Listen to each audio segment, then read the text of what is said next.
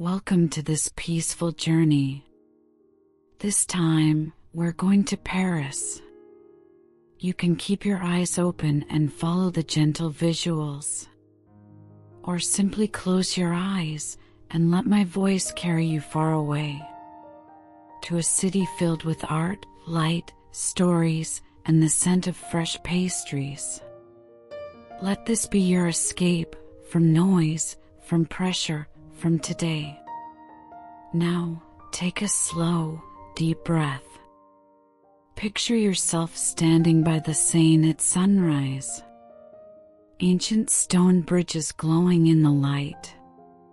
And the breeze carrying the warm scent of just-baked croissants. We're about to begin. No rush. Just wander. We begin at the heart of Paris. The sky is still soft with morning light as you arrive at the Champ de Mars, a long stretch of open parkland brushed with dew. The gravel path beneath your feet crunches gently with each step. Around you, the city is just beginning to stir, the hum of bicycles in the distance, a soft bark from a dog chasing pigeons, the rustle of leaves in the breeze. Everything feels fresh, calm, and expectant. And then, slowly, magnificently, it comes into view. The Eiffel Tower. La Dame de Fer, the Iron Lady. Rising into the sky like an enormous thread of lacework drawn from iron, impossibly delicate yet immeasurably strong. You pause without realizing it. You tilt your head back, eyes tracing the latticework as it disappears into the pale blue morning. There's a hush here, a sacred kind of quiet, like the tower demands reverence even amid the hum of the waking world. Built between 1887 and 1889, this masterpiece of wrought iron was created to celebrate the centennial of the French Revolution and serve as the centerpiece of the 1889 World's Fair. But at first, it wasn't loved. In fact, it was loathed by many. Artists, writers, and intellectuals called it a disgrace to Paris, a towering metal stain. One critic even compared it to a giant black smokestack ready to crush the elegance of Notre-Dame, the Arc de Triomphe, and the Louvre. Yet Gustave Eiffel believed in it. He once said this tower wasn't just about engineering, it was about modernity, the spirit of science, and the boldness of a new era. He fought for it, financed it, built it. And in time, the city changed its mind. Because how could it not? You begin to walk again, moving slowly toward one of the tower's four massive legs. Beneath them, the open sky feels even wider. The iron above curves like an industrial cathedral, soaring and silent. You can smell the warmth of rusted metal baking in the sun, layered with the fresh green of grass and the distant, buttery scent of pain au chocolate from a vendor cart nearby. As you walk beneath the tower, listen. The city becomes quieter here. The latticework seems to absorb the noise, leaving only the soft hum of the wind brushing through. A bell rings faintly from a nearby church. Far above, you hear the smooth mechanical pull of elevators rising through the structure, taking visitors up to its 3 levels. You can imagine the views. From the first level, you're surrounded by restaurants and cafes, once home to a Russian tavern, a Flemish beer hall, and a French brasserie during the exposition. You picture waiters bustling, artists laughing over wine, poets scribbling in notebooks under gaslight.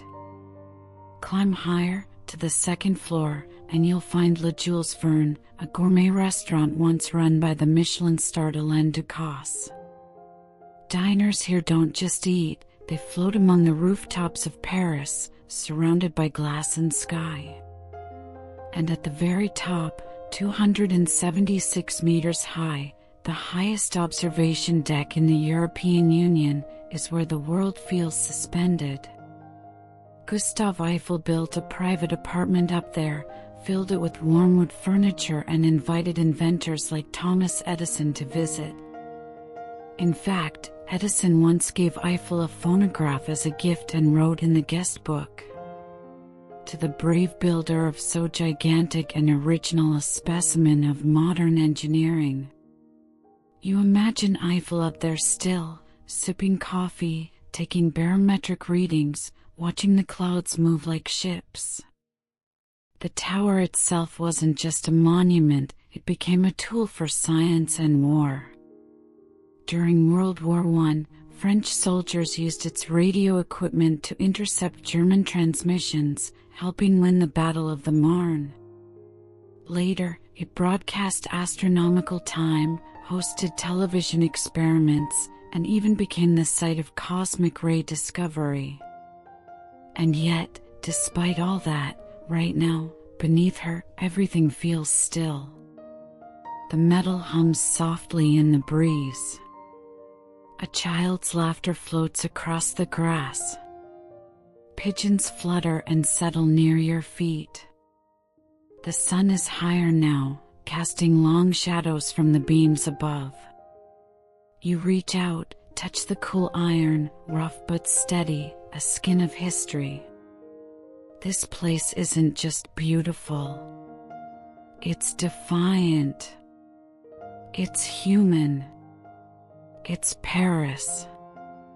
And as you turn to leave, one last look upward, the tower glows warmly in the morning light, no longer a monstrous smokestack, but a lace-drawn miracle of iron, sky, and dream. Let the sound of the river Seine guide you. You're standing on the Ile de la Cité, the very heart of Paris, cradled by history. We journey into the soul of the city, to Notre-Dame de Paris, the Cathedral of Our Lady. You're not here as a tourist. You're here as a traveler of time. The cobblestones beneath your feet are worn smooth by centuries. As you approach, the scent of ancient stone and candle wax lingers in the air. Towering before you are two solemn guardians, Notre Dame's iconic towers, rising nearly 70 meters high. Their massive shadows stretch long across the plaza as dusk begins to settle. Your gaze drifts upward. Let your eyes trace the west facade. Every inch tells a story, rows of saints carved in limestone, the Last Judgment above the central portal, angels and demons locked in eternal struggle. High above, gargoyles perch like patient sentinels, watching over Paris. Step closer. The great wooden doors creak open. Inside, the cool air wraps around you. It's quiet, almost sacred. The ceilings soar above like the forest canopy of a gothic dream. You walk slowly down the central aisle, the sound of your footsteps echoing off centuries of prayer. To your left, the south rose window blazes like a wheel of fire, nearly 43 feet wide, a miracle of 13th century stained glass. 94 medallions radiate outward, apostles, martyrs, prophets, telling stories not in words, but in light.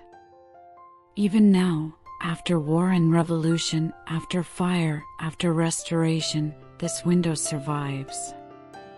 Not unchanged, but unbroken. Pause here. Let your vision adjust to the dim glow from scattered candles. The air is tinged with incense, old wood, and time itself. This space has seen emperors crowned. Napoleon stood here in 1804. It has held funerals for presidents, celebrations of liberation, and the quiet sobs of millions. And yet, Notre Dame is not frozen in time.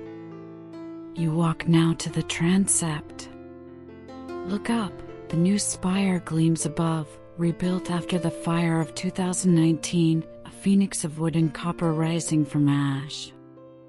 Nearby, the rooster weathervane, salvaged from the rubble, is perched again atop the flesh, sheltering relics of saints and a sliver of the crown of thorns. The organ, over 8,000 pipes, once roared like thunder. It is still being tuned, healed, prepared to sing again. Imagine the moment it awakens, echoing Bach and Vierne under vaulted stone. You drift now past the side chapels. Some have new windows, controversial and modern, blending past and present. Others still hold their 19th century glass, each pane a sermon in color. You reach the altar. Here, high above, the ceiling bears scars from the fire.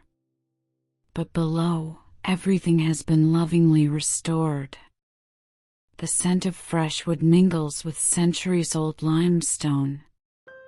The Virgin Mary stands quiet and eternal, flanked by flickering votive candles left by visitors like you. And in this moment, surrounded by beauty, by silence, by memory, you feel it. Notre Dame is not just a building. She is breath. She is resilience. She is grief and glory and rebirth. When you step outside again, the bells begin to ring, a deep, rolling peal that spills across the Seine, over the rooftops of Paris, echoing into the night. Notre Dame lives. And so do you. Notre Dame's bells fade behind you, their final echo rippling across the Seine. You begin to walk westward, following the sun as it dips toward the horizon. The city changes around you, narrow medieval streets give way to broad boulevards lined with whispering trees. The pace of Paris quickens. Cars glide by like currents in a modern river. Still, your steps remain unhurried. You're not rushing toward a destination, you're gliding through centuries. And soon, rising like a sentinel at the end of the Champs-Élysées, you see it, the Arc de Triomphe.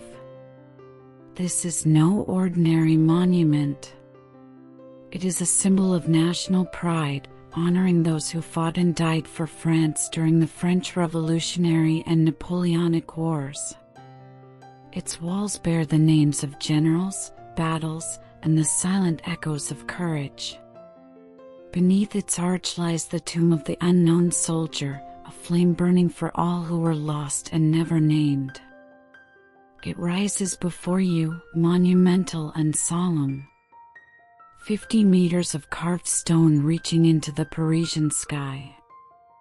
Its design is inspired by ancient Rome, but its spirit is thoroughly French. Carved into its surfaces are the names of battles, of generals, of triumphs. Some underlined, for those who died. As you approach, the wind shifts and you hear it, the muffled sound of traffic fades behind you, replaced by something quieter. The hush of reverence. Beneath the arch lies a single tomb. The unknown soldier, buried after World War I, watched over by an eternal flame. It flickers not just for one man, but for all who died without name, without glory, only duty. Look up. On each pillar, massive sculptural groups rise, figures frozen in motion. There, in the most famous of them all, Liberty soars with wings outstretched, calling the people of France to defend her. Her face fierce, her mouth open in a cry that once stirred a nation. This is not a place of silence. This is a place of memory. The Arc has seen emperors march beneath it. It has seen the return of Napoleon's remains. It has witnessed invasion and liberation, parades of power and moments of peace. And even in more recent times, when protesters marked its stone with anger, or when artists wrapped it in shimmering silver, the Arc stood, always watching. Climb to the top, if you can. The view from above is Paris unveiled, avenues stretching outward, the Eiffel Tower in the distance, the Sacré-Cœur peeking from Montmartre. But here, at the center, you feel something deeper than a panorama. You feel the weight of what it means to build, to fight, to fall, and to rise again. And when you descend, passing once more by the eternal flame, you understand. The Arc de Triomphe is not about victory. It is about remembrance. And remembrance, here in the heart of Paris, burns eternal. From the military grandeur of the Arc de Triomphe, your path curves northward. The urban pulse of Paris softens as you climb. The streets grow narrower, steeper. Cafes give way to quiet staircases, ivy-draped walls, and glimpses of red rooftops. You're entering Montmartre. And there, crowning the highest point in the city, stands the Basilica of Sacré-Cœur, a Catholic church and minor basilica dedicated to the Sacred Heart of Jesus, gleaming white even on the grayest day. It rises like a vision, all domes and curves, as if sculpted from clouds. But this is more than just a beautiful church. Sacré-Cœur is a monument of faith, born from national sorrow. Proposed after France's defeat in the Franco-Prussian War, it was built as an act of spiritual repentance, a solemn promise that faith could outlast despair. Perched atop Montmartre, where Saint Denis was once martyred, it gazes down over the city like a prayer cast in stone. Its silhouette has stirred debate for over a century, loved by pilgrims, critiqued by secularists, yet unmissable from almost every corner of the capital. You climb the final steps. From here, Paris unfolds beneath you, a vast tapestry of rooftops and spires stretching to the horizon. The wind carries the smell of stone and distant bakeries. You enter. Inside, the air is hushed. Dim light filters through high windows. The mosaic above the altar, the triumph of the Sacred Heart, shimmers in gold and sapphire. Look closer, Jesus offers his radiant heart, while saints, popes, and figures from all corners of the world gather in adoration. Beneath your feet, the crypt holds tombs and memories.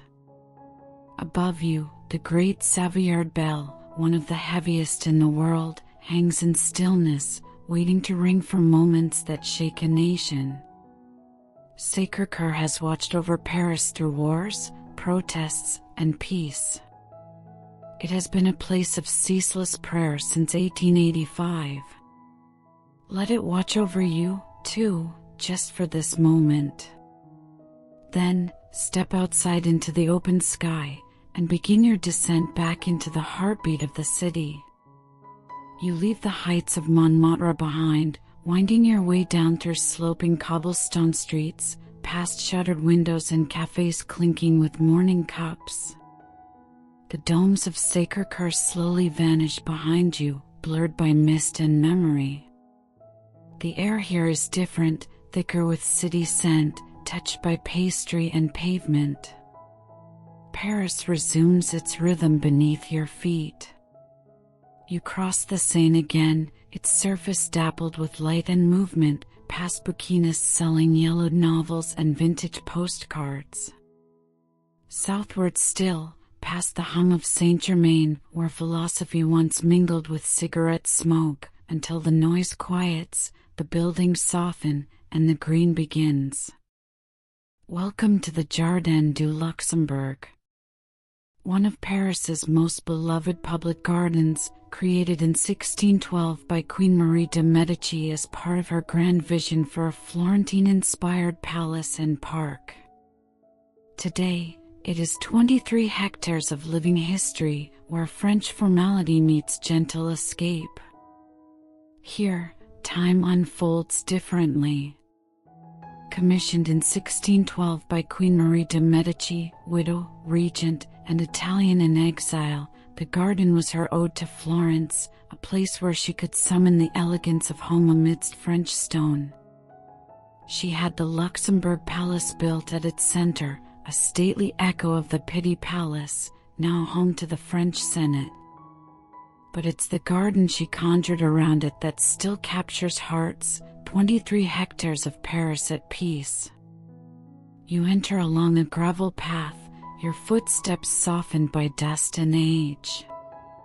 To your right, a group of children launch small wooden sailboats onto the Grand Bassin, chasing them with sticks and laughter. The water glitters, mirroring the clouds, the palace, the passing wind.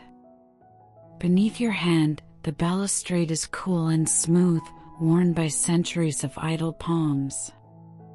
Statues of queens, stone-faced and serene, watch from the perimeter, framed by rows of horse chestnut trees. There's a faint sweetness in the air, damp earth, late roses, and something citrus-like drifting from the orchard in the southwest corner. You pass the puppet theater, its painted facade closed for now, and the distant clatter of tennis balls rises from the courts like a rhythmic whisper. Further in, the Medici fountain waits, shaded, still. You pause there. Water trickles slowly down mossy stone.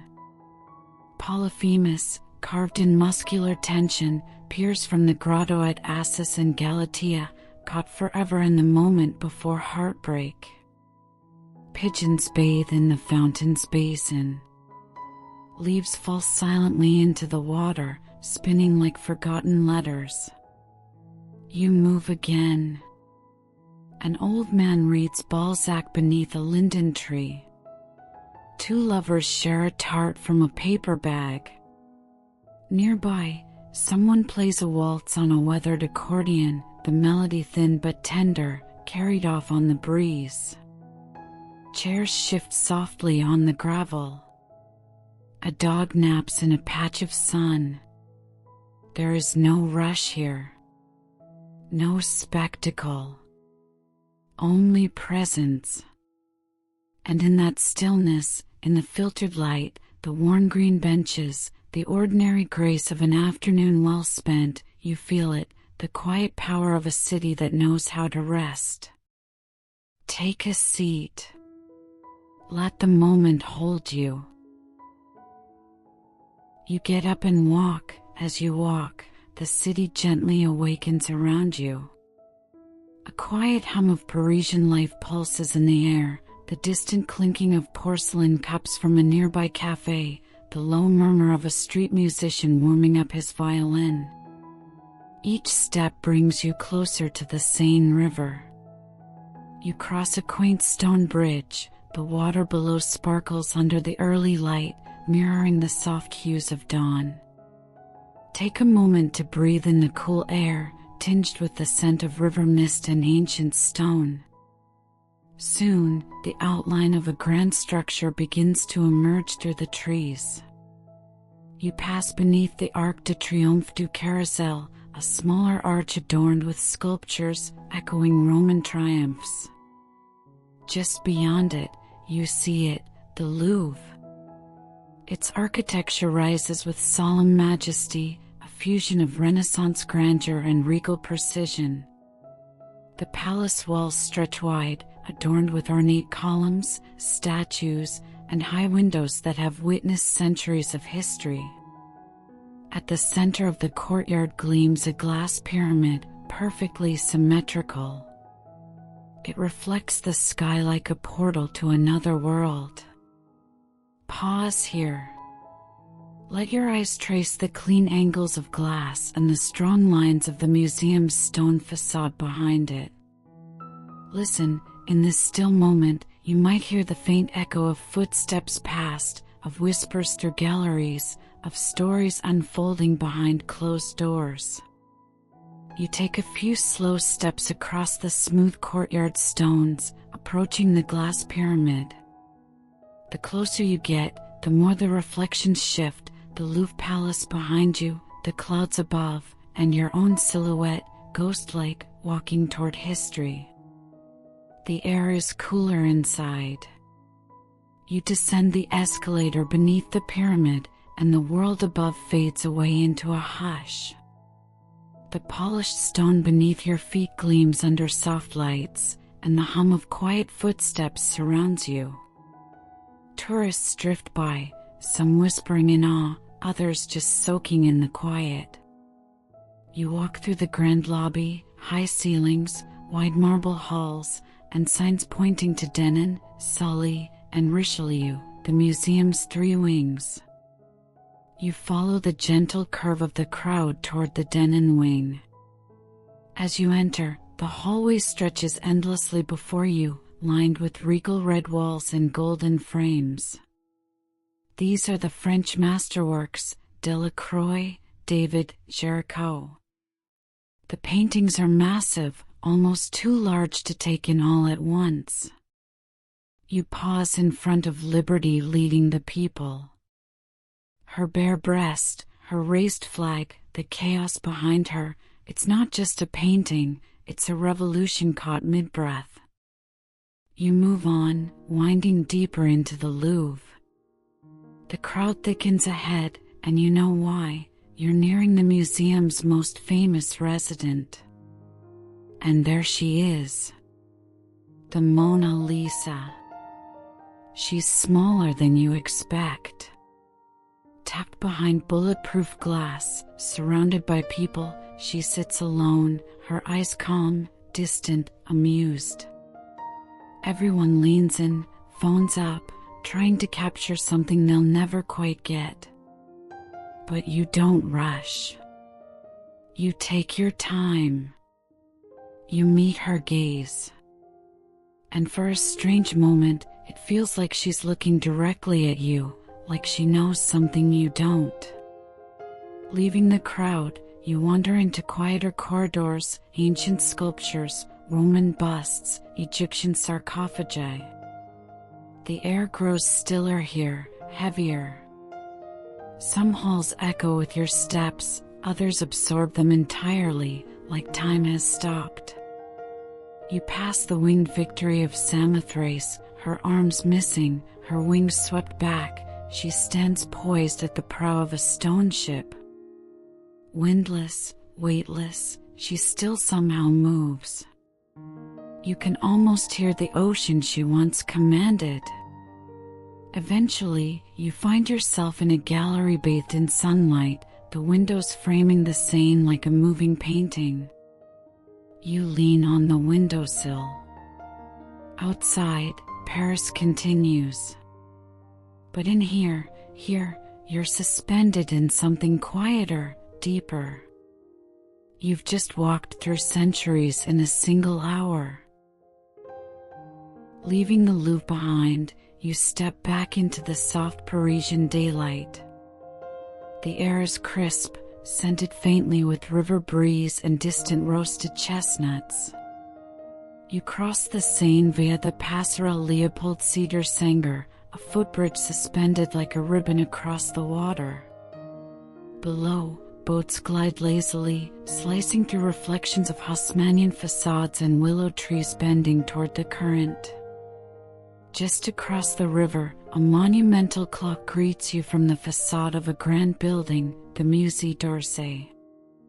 At first glance, it seems like an ornate palace or perhaps an opera house. But this elegant structure, with its Beaux-Arts curves and soaring windows, was once the Gare d'Orsay, a bustling railway station built for the 1900 Exposition Universelle.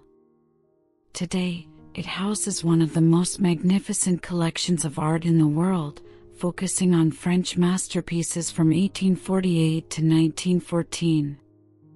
Think Monet, Degas, Renoir, Cézanne, Van Gogh, all under one soaring glass roof. As you enter, the station's past is still alive in the building's bones, high barrel vaulted ceilings, the ironwork arches, the sense of movement. But the steam engines are long gone. Now, the grand central hall is lined with sculptures, marble, bronze, terracotta, goddesses and heroes, dreamers and warriors. They watch silently as you walk past, your steps echoing in the stillness. You make your way through galleries glowing with soft light. Renoir's dancers swirl beside Monet's water lilies. Degas' pastel ballerinas lean against railings backstage, caught in candid rest. Van Gogh stares back at you from his self-portrait, his gaze piercing, the strokes of paint alive with restless intensity. Around a quiet corner, the sensual stillness of Courbet's L'Origine du Monde awaits, tucked discreetly among other daring works. You pass a painting by Toulouse-Lautrec that hums with cabaret life, and Gauguin's vibrant Tahitian scenes that seem to pulse with color. On the upper level, the museum opens up again. The giant glass clock that once governed train schedules now frames the city like a lens. Through it, Paris stretches outward, the Sacré-Cœur rising in the distance, the Seine bending like a ribbon below. You stand before it, letting time slip away. The Musée d'Orsay is more than a collection. It's a beautifully orchestrated pause, a liminal space between the industrial past and the emotional power of art. It's where the mechanical heartbeat of a train station has slowed into the quiet breath of inspiration. And now, with one last look at the clock, you prepare to step back out, ready for what awaits just a short walk away, down the riverbank. As we leave the majestic halls of the Musée d'Orsay, stepping back out onto the left bank of the Seine, the golden afternoon light casts a shimmer on the river's surface. We cross the Passerelle Léopold Sédar Senghor, a graceful pedestrian bridge that offers sweeping views of the river, the Grand Palais glimmering in the distance, and the Eiffel Tower rising like a sentinel fort to the west. On the other side, the city pulses with quiet elegance. We weave our way through classic Haussmannian streets, the scent of espresso and butter wafting from sidewalk cafes, the distant notes of an accordion echoing from a street corner. Paris lives in these little details, the rustle of newspapers, the clink of wine glasses, the effortless chic of passers-by. Soon, rising ahead like a confection sculpted from stone and gold, we arrive at the Palais Garnier, one of the most extravagant and iconic opera houses in the world. Commissioned by Napoleon III and designed by Charles Garnier, this 1,979-seat masterpiece was completed in 1875. From the moment you stand before its opulent facade, you understand why it's considered a temple of the arts. Gilded statues of harmony and poetry gleam on the rooftop, while columns, masks, and marbles swirl together in architectural ecstasy. Look closer, and you'll find tributes to the greats, busts of Beethoven, Mozart, and Rossini watching silently over the plaza. But the magic truly begins inside. We step through the grand doors and are immediately embraced by velvet, marble, and gold. The grand staircase unfurls like a theatrical performance in itself, white marble flanked by red and green balustrades, with torch-bearing nymphs lighting our way. Overhead, the ceiling bursts into allegorical scenes of Apollo and Minerva, gods and muses swirling in triumphant celebration.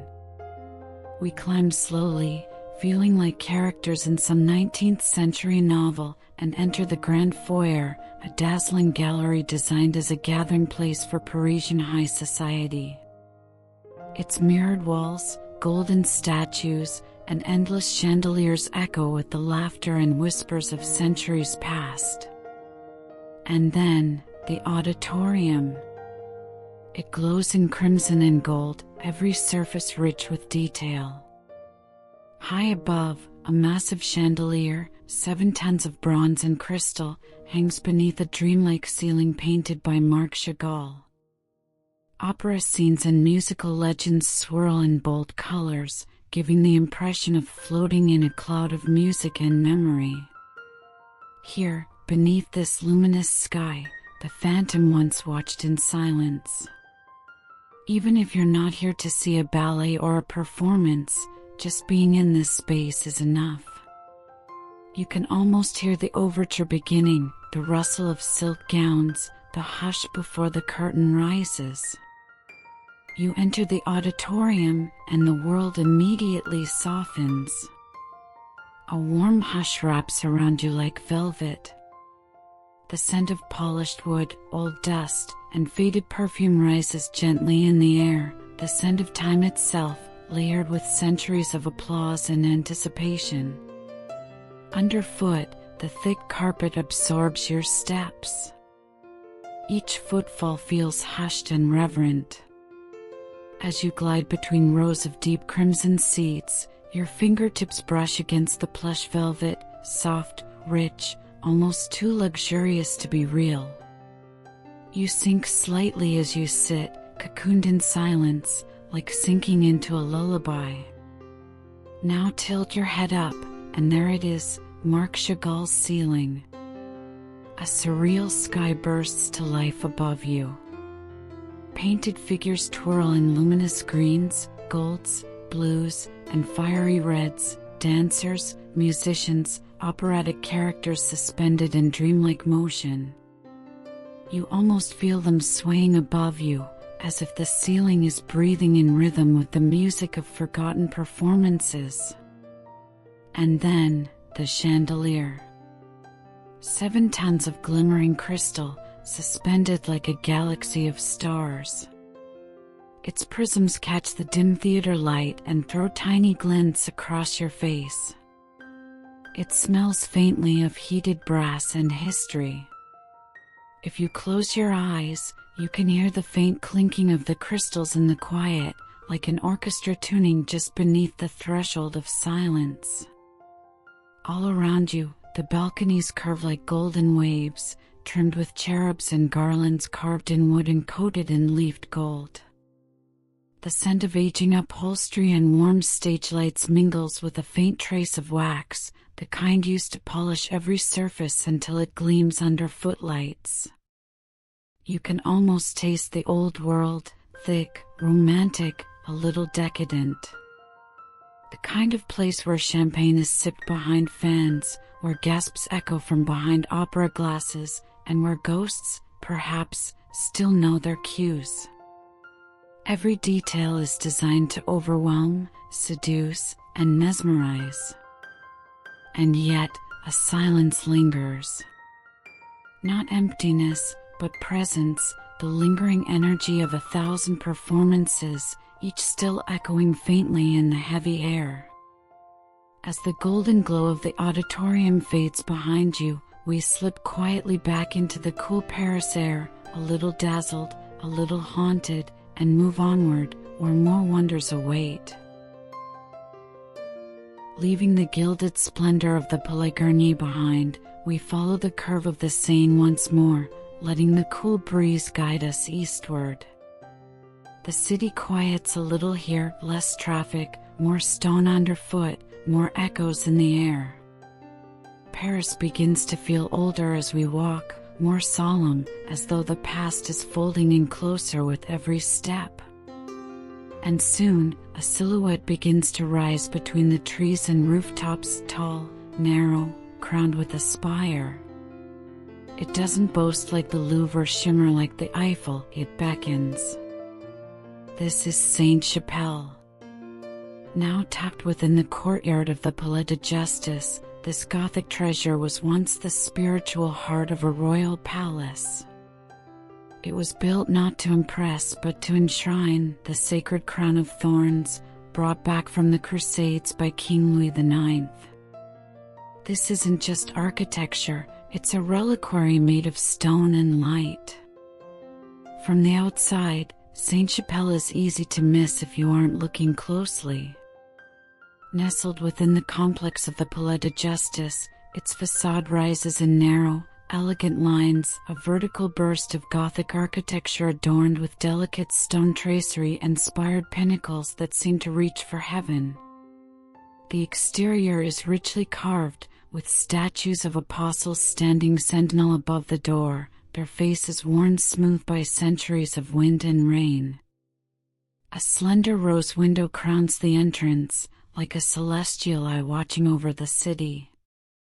But the true miracle lies inside. You first enter the lower chapel, dimly lit and humble in comparison, with a low vaulted ceiling painted in deep blue and flecked with golden fleurs-de-lis. Red and blue columns line the walls, gilded capitals catching the light. It feels almost subterranean, a quiet prelude before revelation. Then comes the climb. A narrow spiral staircase curls upward in tight turns, stone worn smooth by centuries of footsteps. With each step, the light grows brighter. And then you arrive. The upper chapel opens like a gasp of breath. The space is almost unreal. Slender columns stretch impossibly high, disappearing into pointed arches and ribbed vaults above. The walls dissolve into glass, 15 massive stained glass windows standing over 15 meters tall, each a tapestry of color and light, depicting 1,113 scenes from the Old and New Testaments. Every pane tells a fragment of a divine story, creation, exodus, redemption, woven together in a mosaic of reds, sapphires, violets, and golds. The sunlight streaming through these windows paints the stone floor with a kaleidoscope of colors that shift as you move. It is not simply decoration, it is radiance, wrapped around you like a robe. The ceiling above, a deep celestial blue sprinkled with golden stars, completes the illusion. You are not just in a chapel, you are inside a sacred vision. The air is cool, still, and carries the faint scent of stone and centuries-old wood. Sounds are softened here, footsteps hush, voices lower, as if even the present is afraid to disturb the past. There is a gravity to the place, not heavy, but profound. It's not hard to imagine Louis IX kneeling here, head bowed in prayer, surrounded by the very symbols of his kingdom's divine purpose. Every detail, every beam, every tracery, every window is an act of devotion. A sermon in glass and stone. This isn't just a chapel. This is a medieval dream of heaven, frozen in time. As you step out of Sainte-Chapelle, the sunlight filters through the last glimmer of stained glass behind you. You drift through narrow stone lanes that soon give way to livelier streets. The hum of conversations, the clinking of cutlery, the faint aroma of fresh baguettes, Paris is alive again. Soon, you find yourself in front of a cozy little cafe. You take a seat by the window, the chair slightly warm from the sun. A latte arrives, its steam curling into the air, mingling with the scent of roasted beans. You take a slow sip. The world outside moves at its own rhythm, some walking fast, some strolling hand in hand, all framed by the city's timeless beauty. You let yourself fade into the moment, half dreaming, half watching, knowing that the night is still young, and your dream walk around the world isn't over just yet. Thanks for wandering with me. I'll see you at the next stop.